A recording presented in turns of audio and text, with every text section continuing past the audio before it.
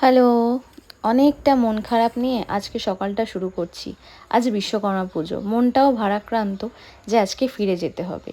আমাদের ৫টা ৫০-এর ট্রেন ছিল।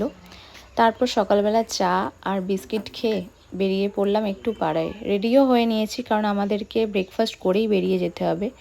তো ব্রেকফাস্টেও সেদিন ছিল লুচি আর আলুর তরকারি। তারপর বেরিয়ে পড়লাম পাড়ায় একটু শেষবারের জন্য, যে আবার কবে আসবো। নর্থ বেঙ্গল যদিও বারবার আমাকে টানে, পাহাড়ে যেন এক আলাদাই টান রয়েছে, যে কিছু একটা রয়েছে যার জন্য বারবার তার কাছে ফিরে যাই। আজ ছিল বিশ্বকর্মা পুজো, সেই জন্য হোমস্টের যে দাদা দিদিরা ছিল আমাদেরকে ওখানকার টিকা লাগাচ্ছিল আর প্রসাদ দিয়েছিল। আমরাও চলে এসেছি, প্যাকিং ট্যাকিং করে গাড়িতে উঠছি। আর ওরাও বললো যে আবার আমরা কবে আসবো, নেক্সট টাইম যেন আমরা অবশ্যই আসি। আমরাও বললাম তোমরা অবশ্যই কলকাতায় যেও। মাঝখানে হল্ট করে একটু চা খেলাম। তারপর সেই চা বাগান দেখতে দেখতে আমরা বাড়ি ফিরছি।